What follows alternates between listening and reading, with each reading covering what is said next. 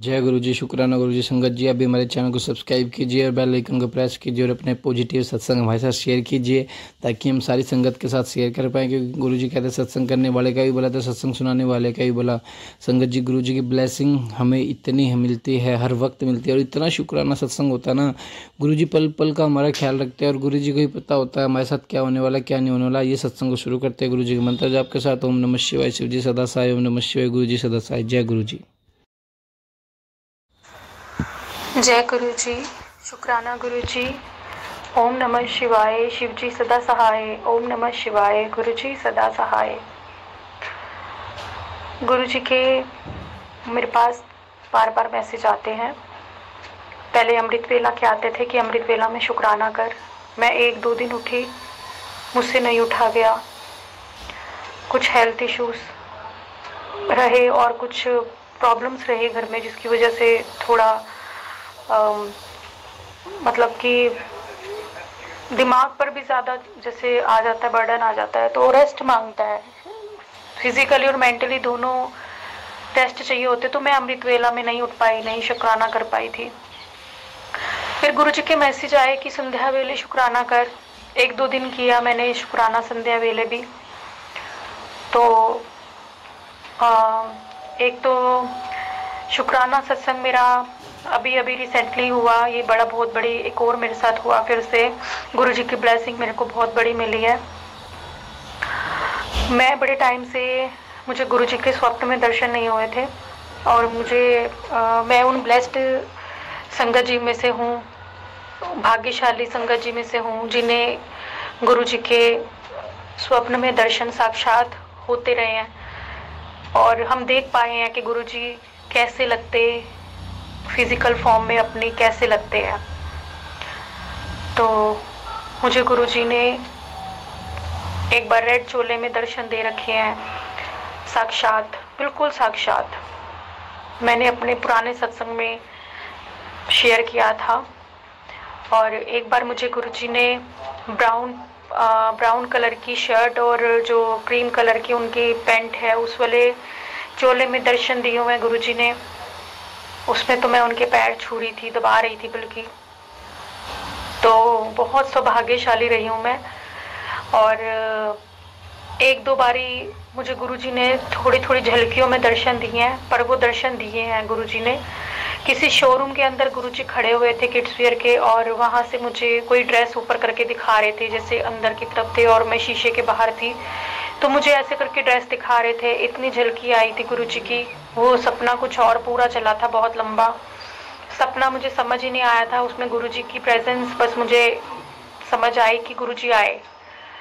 और सबसे पहले गुरुजी मुझे जब गुरुजी ने मुझे अपने से जोड़ा था, तब गुरुजी ने मुझे ऑरेंज और जो वाइट कलर की उनकी स्ट्राइप टी शर्ट है उसमें मुझे गुरुजी ने दर्शन दिए थे। मुझे देख रहे थे लगातार। और ऐसे मुझे बहुत मतलब 2-3 बारी और भी मुझे एक बारी मुझे नज़र आए थे कि एक बार वो रिक्शा में फूलों से बना हुआ रिक्शा है, उसमें गुरुजी मुझे ऑरेंज कलर का उन्होंने कुछ ओढ़ रखा था। ऐसे एकदम से मुझे आए थे, झलकी सी दिखा के दर्शन दिए थे गुरुजी ने मुझे। मतलब मुझे काफ़ी बार गुरुजी ने दर्शन दे के ब्लेस किया है। तो बीच में सिलसिला रुक गया था मुझे, और शिवलिंग रूप में और दूसरे रूप में मुझे गुरुजी ब्लेस करते रहे स्वप्न में। तो संगत जी, मैं बड़े टाइम से गुरुजी को बोल रही थी कि गुरुजी मन करता है आपको देखने का सपने में, और मुझे तो नहीं लगता कि ऐसे आप तंग होते हो या परेशान होते हो जैसे आजकल सत्संग में बोला जाता है कि गुरुजी परेशान होते हैं या उनको तकलीफ होती है। इतना जब हम प्यार गुरुजी को करते हैं, प्यार गुरुजी हमें इतना ज़्यादा करते हैं, मन तो करता है गुरुजी को देखने का। और एक स्वप्न ही है जिसमें हम उनके दर्शन कर सकते हैं, क्योंकि वो स्वप्न नहीं होता, वो रियलिटी होती है।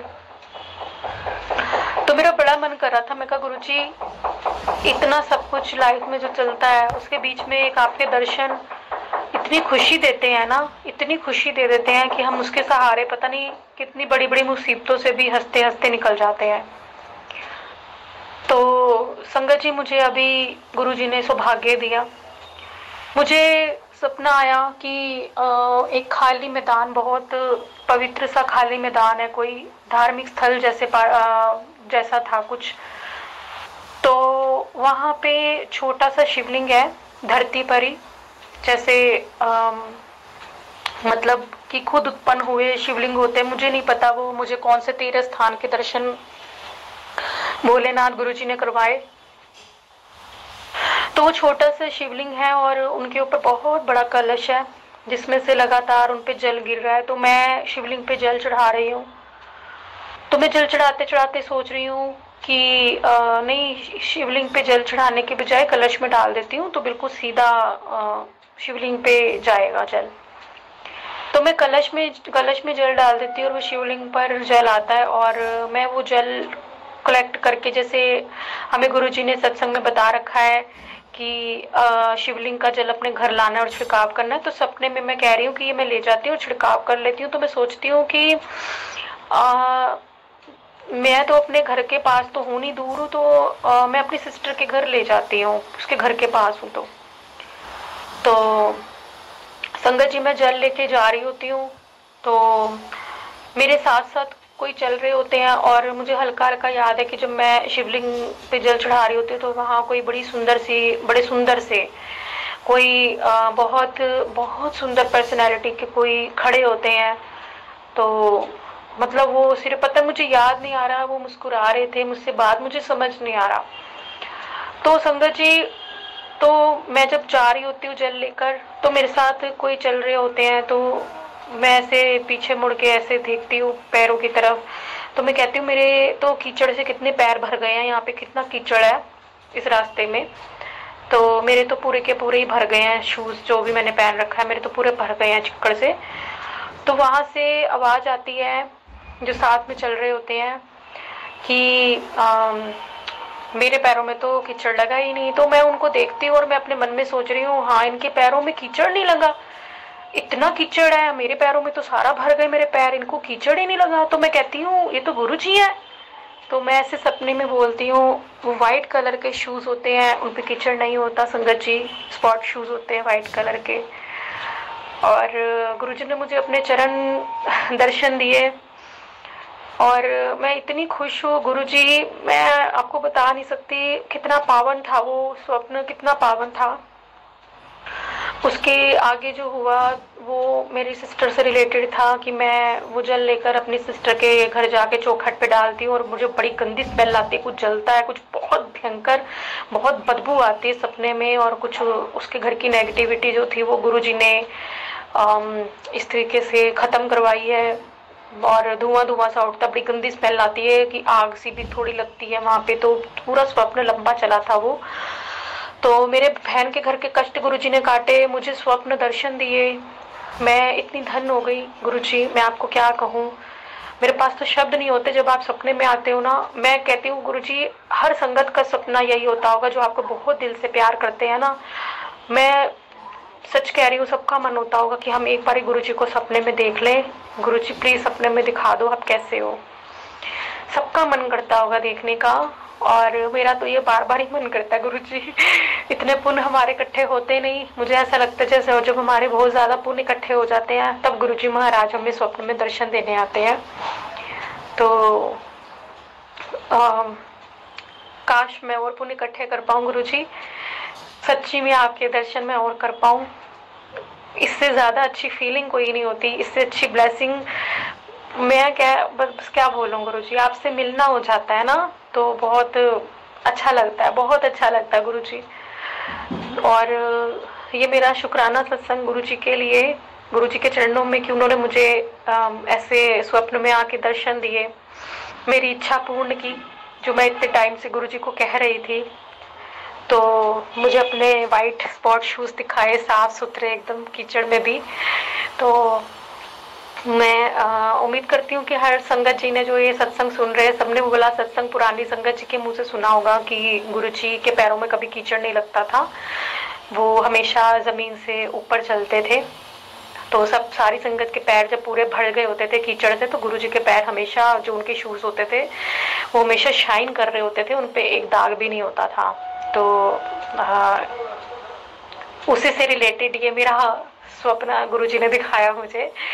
तो क्योंकि मैं वो वाला बार बार सत्संग याद बहुत ज़्यादा करती हूँ कि, और ये वाली भी सत्संग में बहुत याद करती हूँ गुरुजी का, कि गुरुजी की जो गाड़ी थी वो बिना पेट्रोल के चलती थी जब तक गुरुजी चाहते थे, और फिर कहते थे जाओ हुण पवा लो एदे विच पेट्रोल, हुण नहीं चलने वाली है। मैं उतर गया।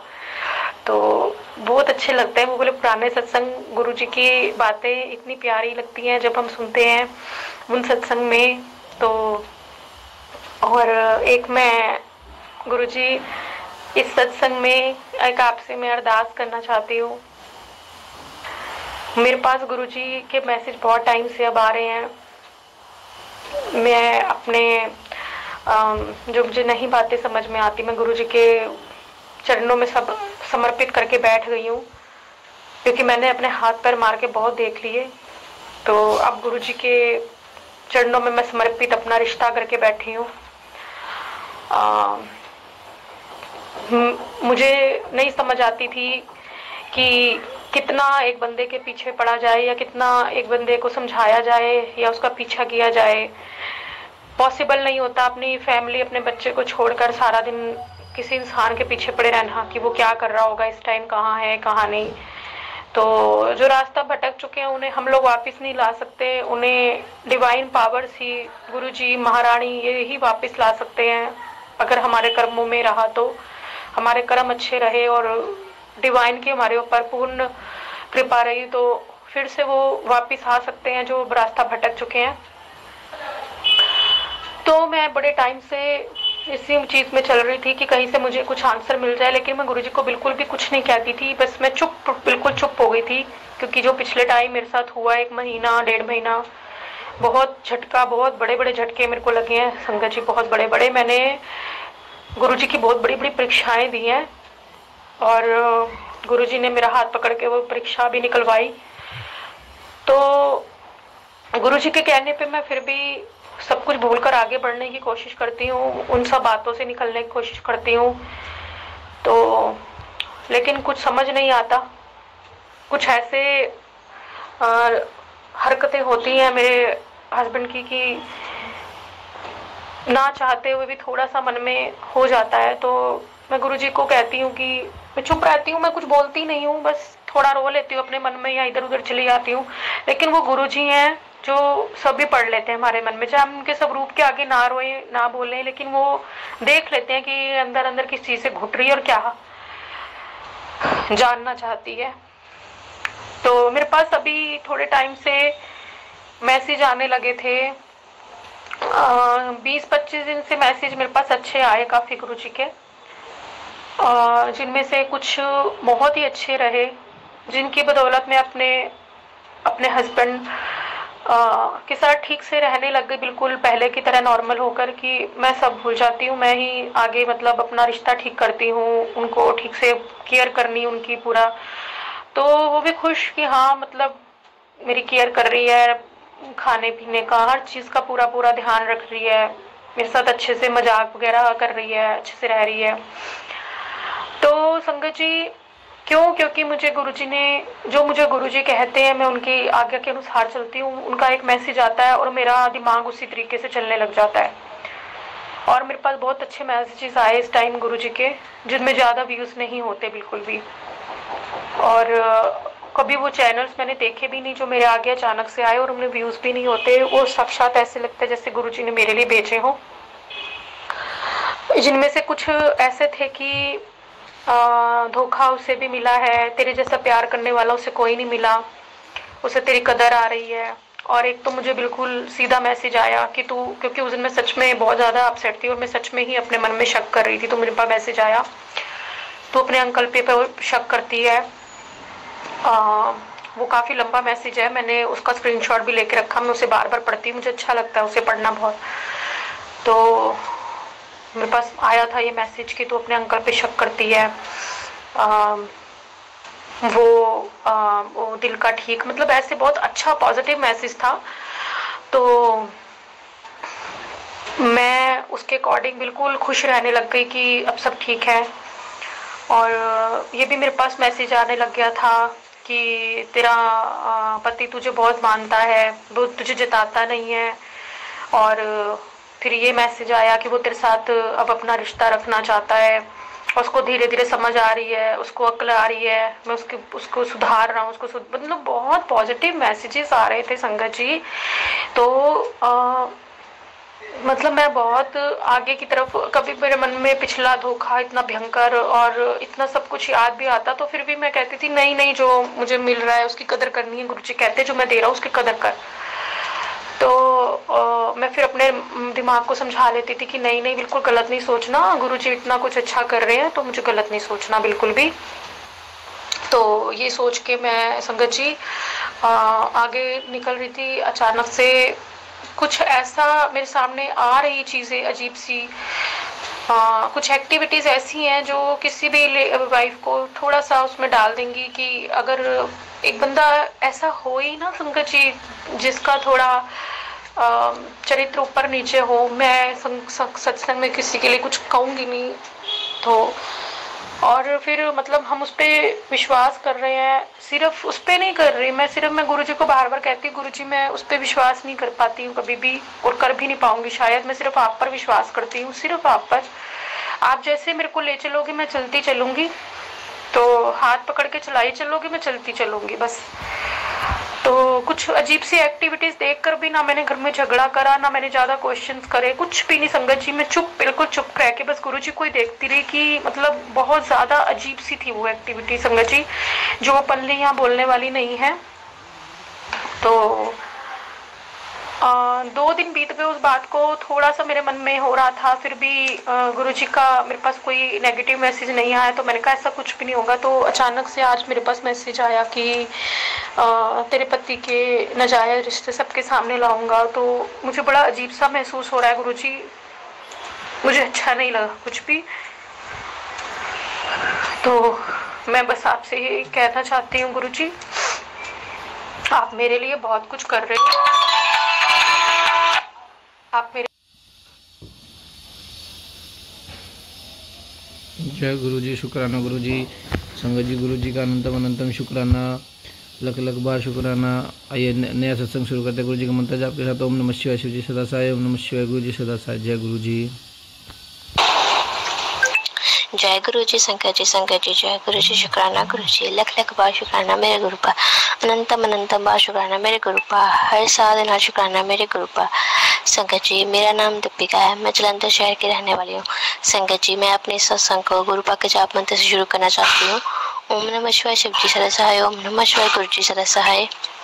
संगत जी मैं आप सबको बताना चाहती हूँ कि गुरु पाक ने बताया था कि बेटा तुझ पर कोई कष्ट आने वाला है तो वो संभल के रहना। तो संगत जी आज क्या हुआ कि जब मैं शाम को सब्जी बना रही थी तड़का लगा रही थी, तो संगत जी मैंने ना तेल डाला था कढ़ाई में। तो संगत जी जब मैं वहाँ पर तड़का लगा रही थी उस सब्जी को, तो संगत जी वो ना मैं जब कड़छी हिला रही थी तो संगत जी जो तेल था ना उसके थोड़े से छींटे ना मेरे फेस के माथे के ऊपर पड़ गए थे संगत जी। तो संगत जी मैंने फटाफट से वो ना तेल के छींटे मेरे माथे पर आ गए थे। तो संगत जी मैंने फटाफट से अपने ना पानी के साथ अपना माथा, ठंडे पानी से माथा साफ छींटे दे दिए अपने माथे पर। तो साफ पानी से, ठंडे पानी से ना साफ किया माथे को। तो संगत जी मुझे अचानक ही ना ख्याल आया कि मैंने ना रसोई में गिलास में गुरु पाक का जल प्रसाद और चंदन तिलक को मिक्स करके रखा हुआ था। मैंने ये अपने पहले सत्संग में बताया था। तो संगत जी मैंने वो मेरे पास था, वो गिलास में मैंने बना कर रखा हुआ। तो मैं संगत जी मैंने वो फटाफट से अपने ना सिर पे लगा लिया। गुरु पाक का जाप मंत्र करते करते मैंने वो संगत जी अपने सिर पे लगा लिया। तो संगत जी उसी टाइम मेरे ना सिर को राहत मिली। संगत जी जो जलन हो रही थी ना, जो मतलब फेस पर जलन हो रही थी माथे पर, तो संगत जी वो ना उसी टाइम कम हो गई।